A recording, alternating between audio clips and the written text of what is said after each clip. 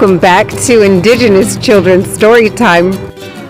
As always, Storytimes are dedicated to my 4 amazing sons: Nazee, misidentified as Jaxon; Omni, misidentified as Joshua; Maji, misidentified as Theodore; and Adrael. Mommy loves you more than words can express, and if you know my sons, share these videos with my babies.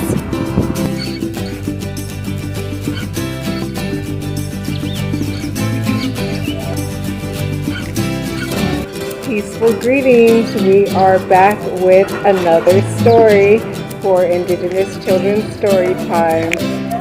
Today we're going to be reading a wonderful book from the Black Bear Diner with their beautiful mural in the background. Story read today by Nature Goddess, Empress, Mother Talisa.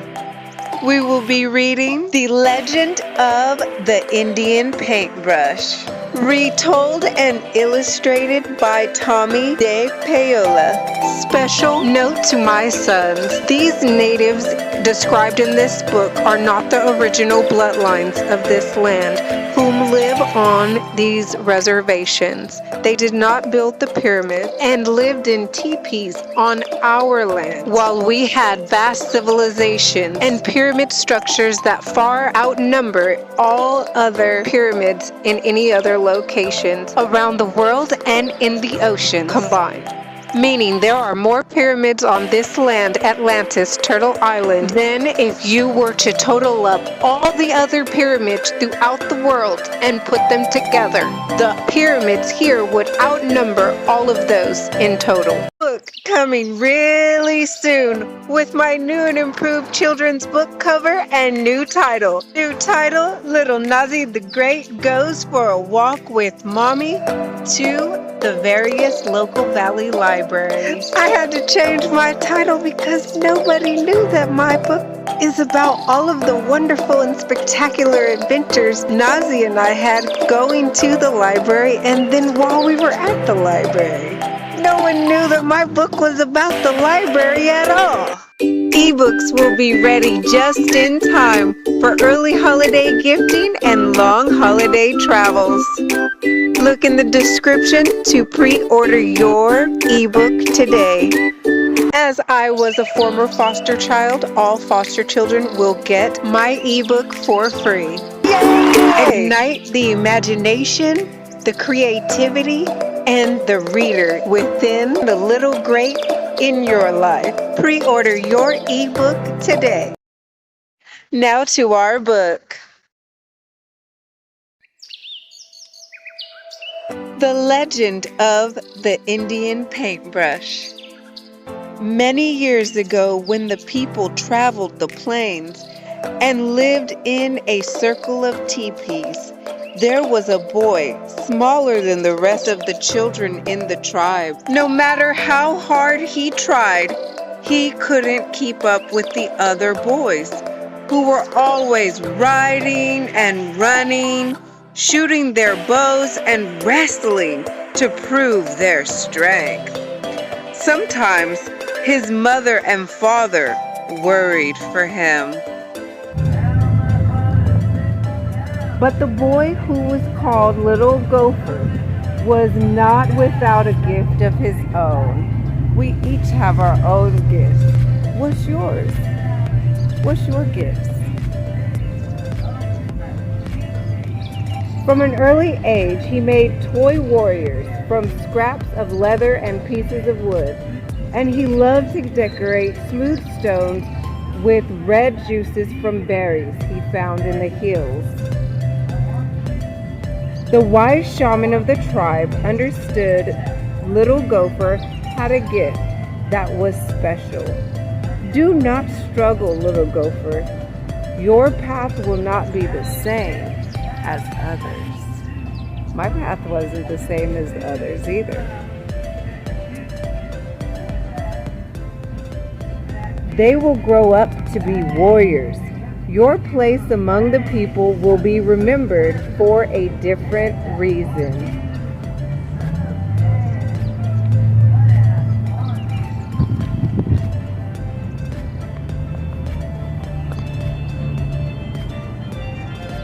And in a few years, when little Gopher was older, he went out to the hills alone to think about becoming a man. For this was the custom of the tribe. And it was there that a dream vision came to him.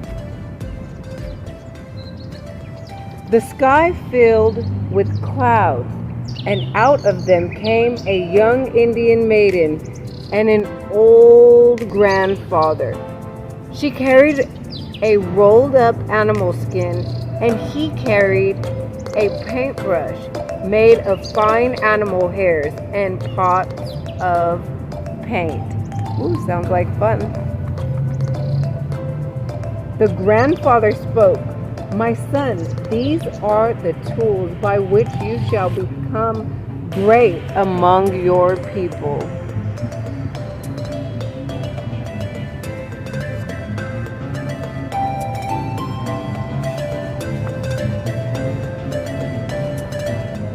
You will paint pictures of the deeds of the warriors and the visions of the shaman, and the people shall see them and remember them forever. The maiden unrolled a pure white buckskin and placed it on the ground. "Find a buckskin as white as this," she told him. "Keep it, and one day you will paint a picture that is as pure as the colors in the evening sky."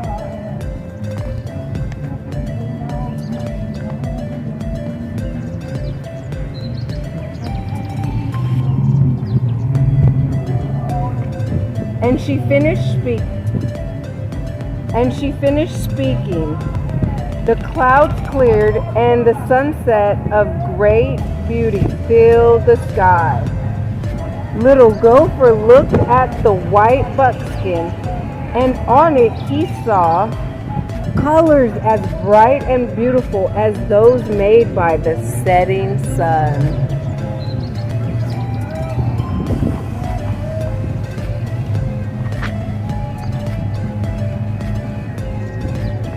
So there was no paint yet on the buckskin, but he could envision in his mind the beautiful colors of the sunset on his white buckskin that had nothing on it yet.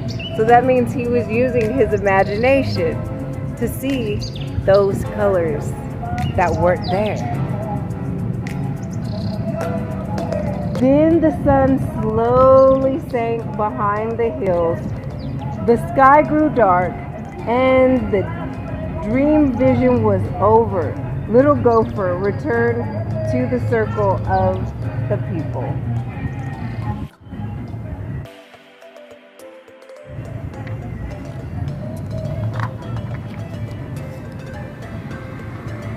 The next day, he began to make soft brushes from the hairs of different animals and stiff brushes from the hairs of horses' tails.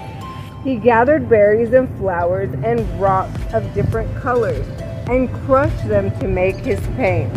So he's using natural organic materials from the earth to make his colors. He collected the skins of animals which the warriors brought home from their hunts. He stretched the skins on wooden frames and pulled them until they were tight.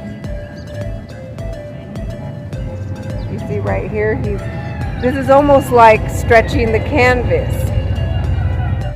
So as you see here in this native process, they're utilizing an exposed wood and stretching the animal skin towards the wood. In this other process, the wood is covered and it is not exposed. The canvas is stretched over the wood and around the sides and then adhered or secured to the back. A little bit different, but it's pretty much the same.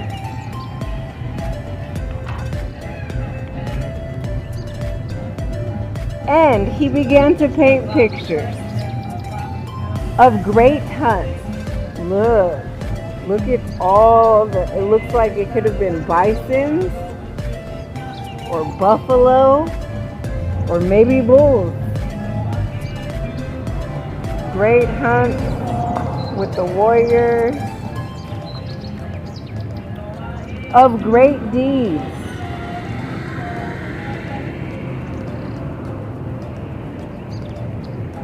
of great dream visions, so that people would always remember. Isn't that beautiful? Look at that. Can you think of any great deeds you've done this week? What about great deeds you've done today? But even as he painted, little Gopher sometimes longed to put aside his brushes and ride out with the warriors. But he always remembered his dream vision, and he did not go with them. What are some of your great dreams? Many months ago, he had found his pure white buckskin, but it remained empty because he could not find the colors of the sunset. He used the brightest flowers, the reddest berries. He used the brightest flowers, the reddest berries, and the deepest purples from the rocks. And still, his paint never satisfied him. They looked dull and dark. Have you ever experienced that with painting? I know I have.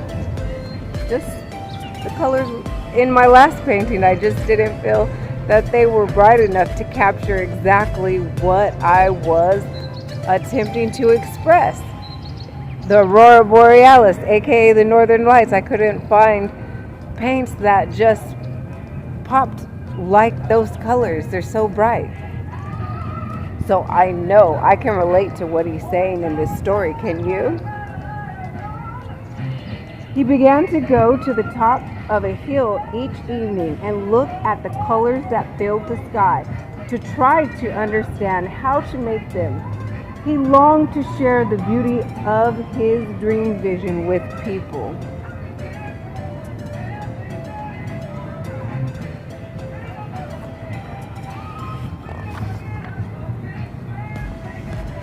But he never gave up trying. And every morning when he awoke, he took out his brushes and his pots of paint and created the stories of the people with the tools he had.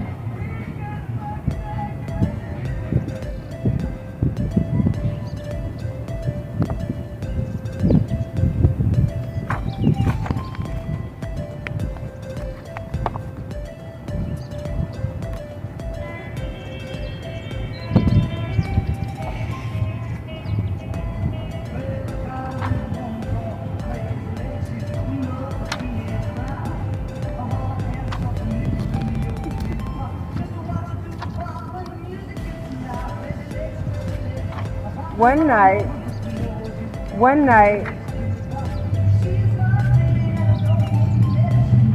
night as he lay awake, he heard a voice calling to him, "Because you have been faithful to the people and true to your gift, you shall find the colors you are seeking." That's amazing. Almost like the magic paintbrush when Liang kept painting with nature around him and he was gifted with the magic paintbrush.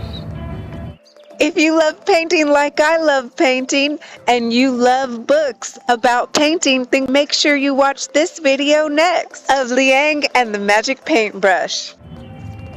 Tomorrow, take the white buckskin and go to the place where you watch the sun in the evening. There on the ground, you will find what you need.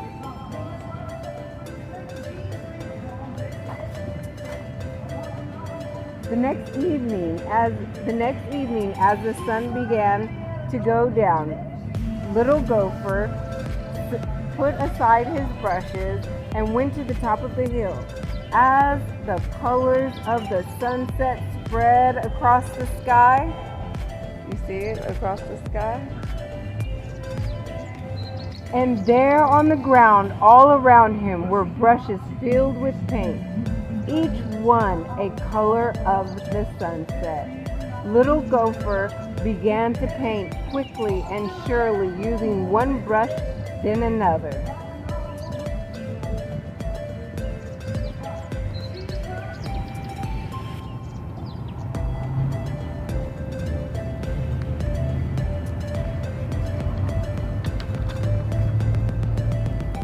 And as the colors in the sky began to fade, Little Gopher gazed at the white buckskin, and he was happy. He had found the colors of the sunset. He carried his painting down to the circle of people, leaving the brushes on the hillside.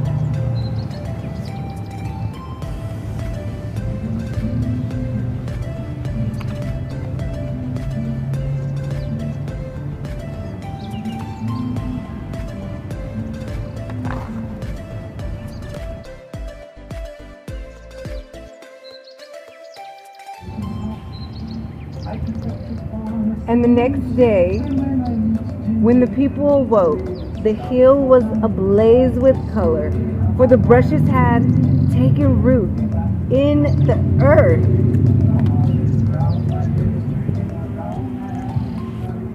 And multiplied into plants of brilliant reds, oranges, and yellows. And every spring from that time, the hills and the meadows burst into bloom.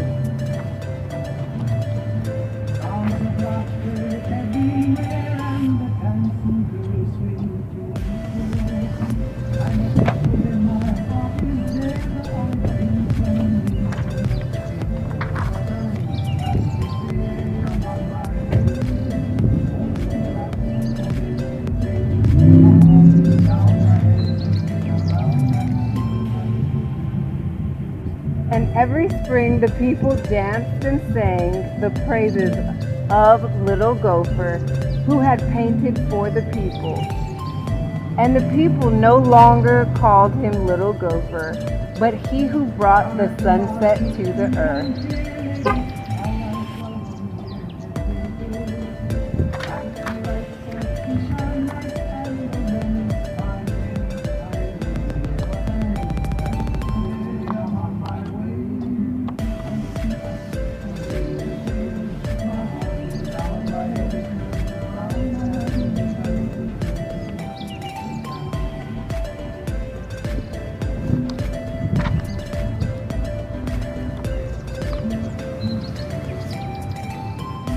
And the people no longer called him Little Gopher, but he who brought the sunset to the earth. That is so beautiful. The end. I hope my sons and everyone watching enjoyed this Indigenous children's story time. Thank you for sharing, subscribing, and hitting the notification bell. And we appreciate you watching all of our Indigenous children's story time. Thanks, and we'll see you in the next story time. If you like painting, make sure you go and watch this video next.